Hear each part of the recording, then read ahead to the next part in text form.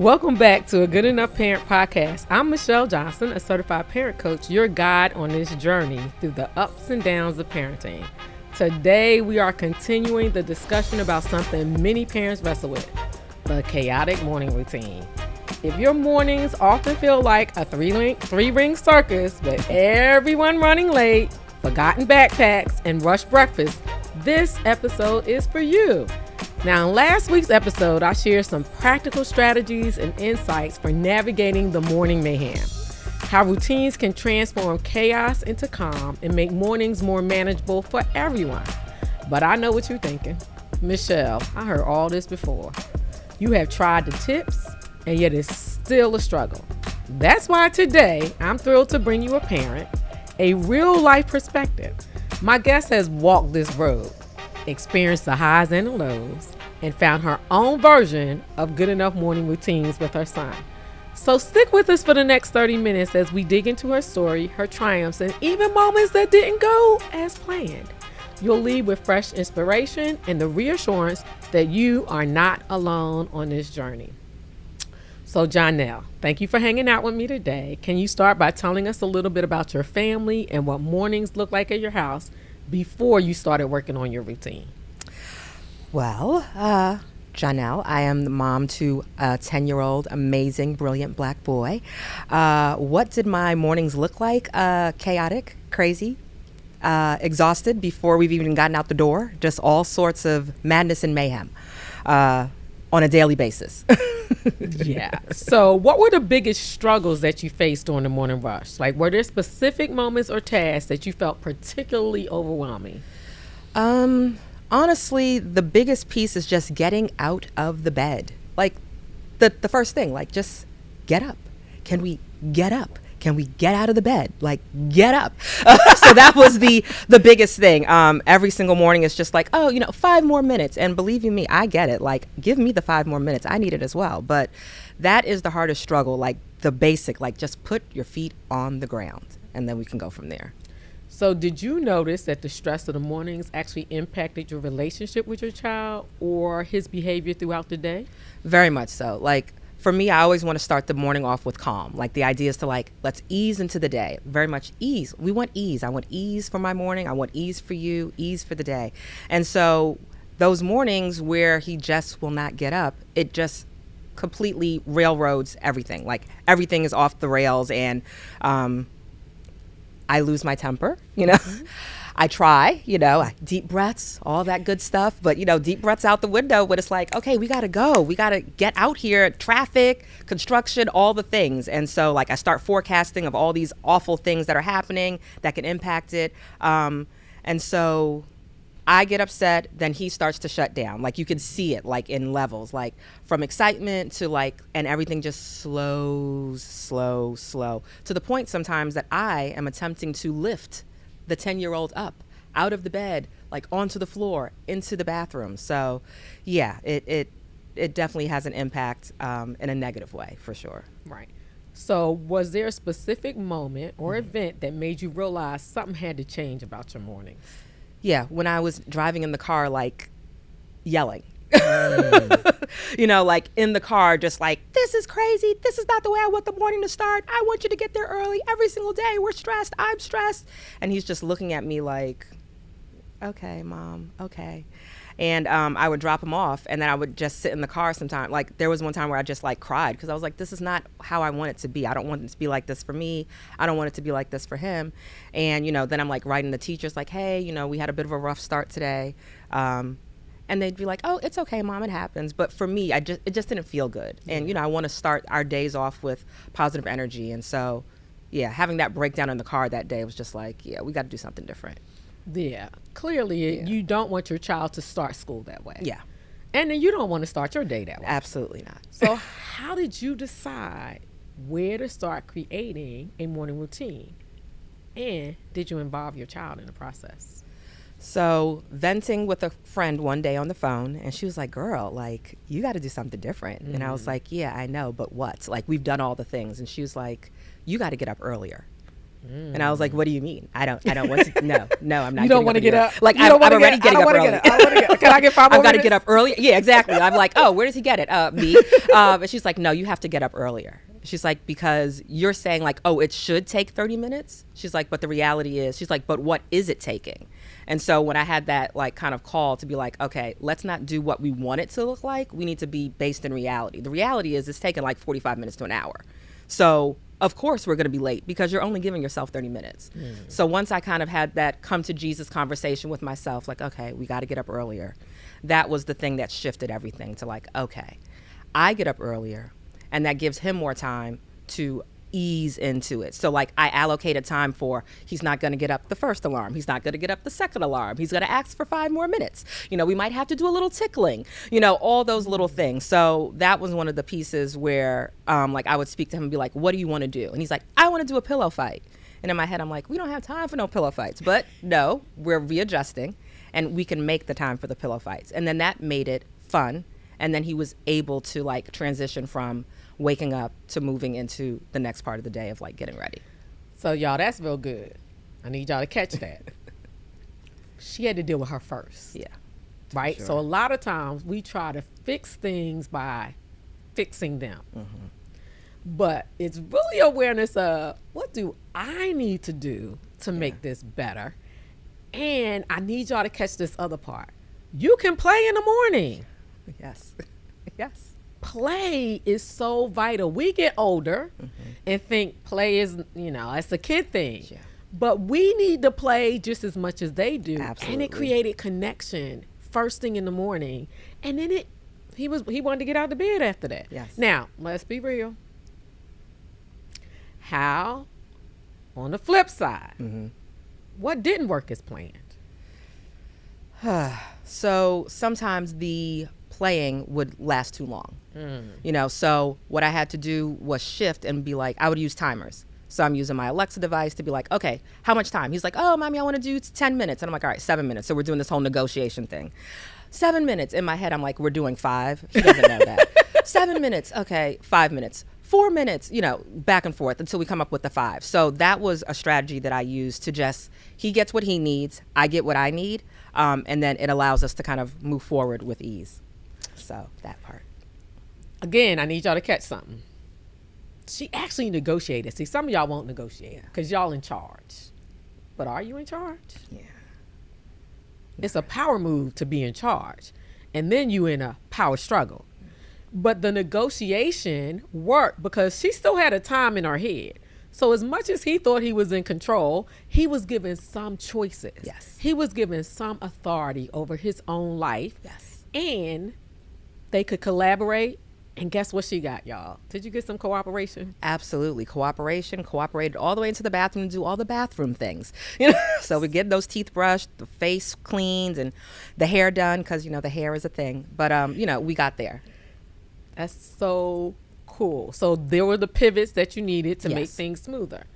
So let me ask you this other question. What role does preparing the night before play in making your mornings any smoother? We have to do the preparation the night before. So we're always putting out the clothes the night before. And even sometimes he'll protest with that, like, oh, I could just do it in the morning. And I was like, you could. I was like, but let's just have it set up. So this way, it's one less thing we have to think about. If you want to change your shirt, if you want to change your hoodie, you can do that. I was like, but at least we have something set. And that's usually like in the evenings because he doesn't want to go to bed. He's usually happy to let the bedtime routine linger a little bit longer with pulling out the outfit. So yeah, the putting things and preparing things the night before, even with preparing the book bag to make sure his laptop is in there, his trapper keeper, all the pieces, the water bottle, all that stuff is in there. So in the mornings, because we know how mornings are, we can just grab it and go. So y'all know I'm gonna say it again, right? I want y'all to catch that. I want you to catch the clothing conversation because it still goes back to choice, right? So we can put this out, but you still have the right to change your mind in the morning. You might decide that you want to change the top, and that's okay. At least we've got a head start. Did y'all catch that? I need y'all to catch all this stuff she's throwing at y'all. I need y'all to catch it. All right. How was implementing the morning routine impacted your family dynamics? Like, have you noticed a change in his mood or his behavior? Absolutely. What I found is like when I follow his lead, there it is. Like, that's it right there. It's like child led. So he is leading me and to show me what would be beneficial to him, what he would like to do. I mean, isn't that what we all want? We want things to kind of flow our way. We want it to kind of go our way. So when I began to really just focus on what he's looking for and what he would like to do, as long as it's not causing any harm and it's not taking us too far off track, he's able to feel good about the day, and then it's kind of like a whole vibe is set for the vibe is set for the day. So yeah. That's good. What does good enough mornings look like for you now, and how do you define success in this area? Okay. Good enough mornings. So I definitely struggle a lot with like, it has to look a certain way. And so trying to pivot from that, it's like, no, it has to look this one way. And so being good enough, trying to adopt that and embrace it, it means that, fine, we did not have the hot breakfast, but we did have a smoothie, fine. We did not have, the hair is not as nice as we would like it to be, but it is done. Like, we get enough checks on the list completed. Everything on the list doesn't have to be completed. Like, are we clean? Are we safe? Are we healthy? Can we get out the house? Okay, good enough. Are we 5 minutes? Would I would love to be there 15 minutes early? Sure. But you know what? We're 5 minutes early, and that's good enough, because the goal is to get there before school, to walk in with ease and not rushed. So that's good enough. I love that. I love that there is a checklist for what you want it to look like, the ideal checklist, but that every morning may turn out differently, and that's good enough. So it's funny, on my ride over today, I put my GPS on. I know how to get to work, but I put it on just to see how much time it's going to take me, and to see if it's going to take me a different direction. Not many different ways I can get to work from my house. It's like 2 little turns that make a difference. But this morning, it did take me down a different road, and I know there are times when I've ignored that. But something inside said, different is okay. So good enough might look different every day. And you know what? The traffic was actually flowing a little easier. I was like, sometimes I should listen to that GPS. So follow their lead. Sometimes you should listen to their lead and their GPS. And sometimes good enough means it's different. It may not look, for those of us who are perfectionists, who thrive on control and structure, our kids will help us understand that different is good enough. Every day may not actually look exactly the same. So one day you might get there 5 minutes early. Another day you might get there 10 minutes early. But the goal is to just get there before school starts and not have to rush to get in the door. That's beautiful. That is so beautiful. So with all of that, what advice would you give a parent who feels like their mornings are complete chaos and they just don't know where to start? I would say to start with yourself, just like really to be reflective about what you want the outcome to be, and be open to how you get there. So when I started, I wanted it to be a certain way. Like, I want you to get up when I say it's time to get up, the alarm goes off, I want your feet to immediately hit the ground and for us to get going. That's not going to happen. And so once I realized, what is the big objective? The objective is to start the day with ease, to get to school a little bit earlier than exactly 8 o'clock. So however you get there, you get there. Are the main things, are they clean? Because these kids, they smell. Did they brush the teeth?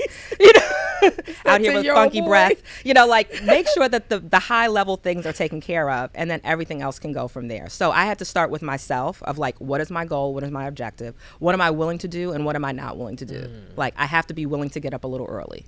Okay. I made that adjustment, and it's not a bad thing. It's easy enough to do. And then just to be open to whatever the day might hold for me. That's good. Did y'all catch that? I was going to ask y'all that, right? Did y'all catch that? Because that was good. And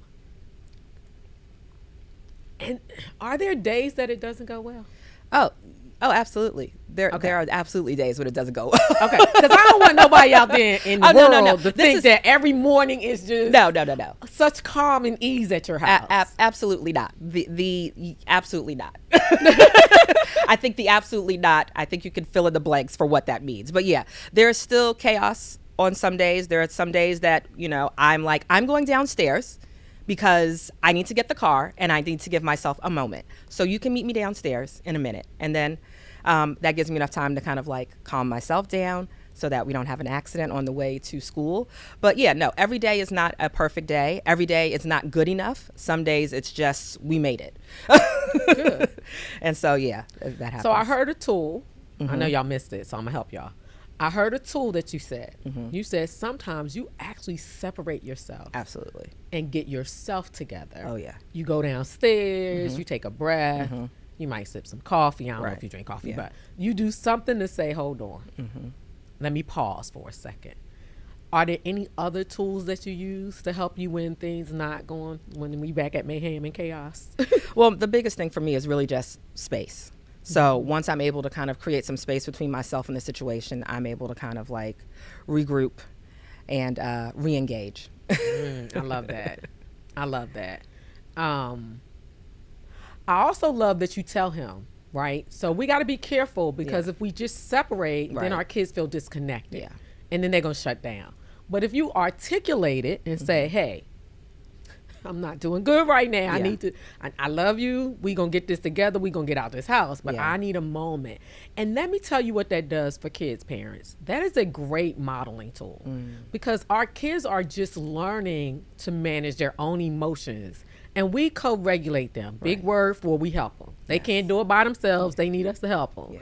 Right? And so by her articulating her own regulation strategy, manage my emotions, get myself together, she's able to show him when he's in a situation where he might say to her, look, lady, right now, this ain't working for me. So I'm going to let you know I'm just going to go in my room for a minute. And we have to get to a place where we're okay with our kids doing that because that's a strategy that they use and they'll learn to help manage emotions. And it'll teach them to respond and not react. Right. I love that. Yeah. I love that.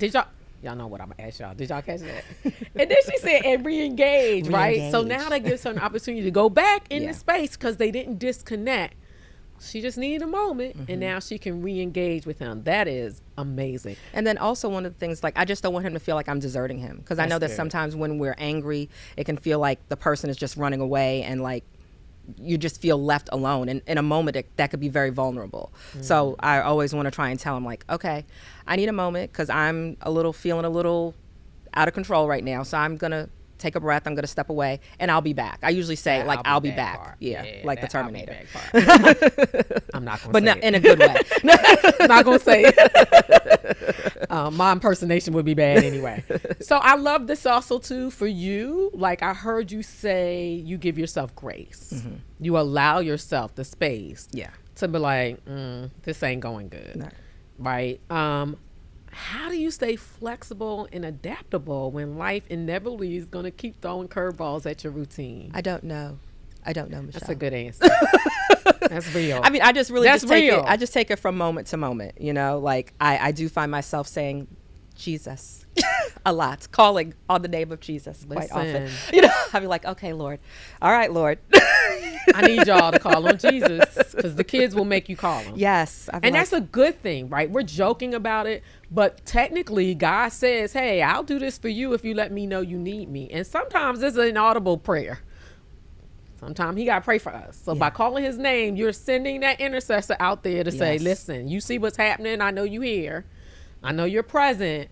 Holy Ghost. Yes. Give me some help. Step in. Step in because I'm about to lose it. Yes. And I don't want to do that. And some days you might do that. Yeah. And that's okay. That's where definitely grace comes in. That's why Jesus gives us grace. Absolutely. And he knows that some days we going to lose it. As Paul say, I do the things I don't want to do and all the things I don't want to do, I still what? Do. So mama, sometimes you going to yell. Yes. Sometimes you're not going to take the pause. Yeah. Sometimes the morning is still going to be chaotic. Absolutely. The thing is, have enough grace, spend some time evaluating what went right. Sometimes the routine might have to change. What actually went right? Start with what went right so your brain shifts from all the things you're not doing right. Because as mamas, we always going to find the stuff we doing wrong. Good enough means some things did go right. We got out the door. Yes. He had his shoes on.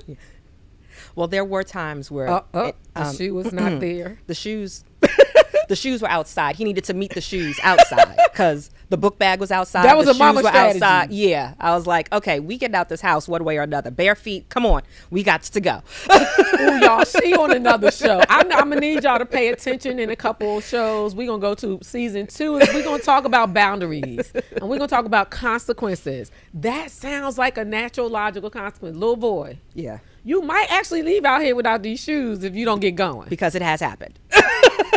And I'm not coming back to get your shoes. Right. Yeah. Yeah. So I hope he has some socks on. Y'all. Some socks on. Is there anything else you'd like to share with parents who are listening and may feel discouraged about their own morning routines? I think the biggest thing is just to give yourself grace, as we said earlier today. It's not a perfect science. You know, we don't get a book for how to be a parent. And even for those who have more than one child, like you'll realize and you know that each child is different. So what works with one does not work with the other. So I think just being patient with yourself, going with the flow, and letting that be good enough. I love that. Oh, I love that. All right, y'all. I hope y'all caught all of that because I'm not repeating it. Y'all might have to rewind to catch it, but make sure you caught all of that because that was good advice. I love every bit of that. So thank you, Janelle, so much for sharing your journey with us. It's always so helpful to hear real stories from other parents. Your experiences do remind us that while no morning is ever perfect, finding a rhythm that works for your family is possible. And don't forget to join us next week for an insightful conversation about understanding tweens and teens. Did you see her face, y'all? If your tween or teen has ever felt like left you scratching your head or feeling like you're from a different planet, we are going to unpack what's going on in their world and how to connect with them on a deeper level. You do not want to miss this. Thank you for joining us for a Good Enough Parent podcast. Remember to show up for yourself and your children. Take care and we'll see you next time.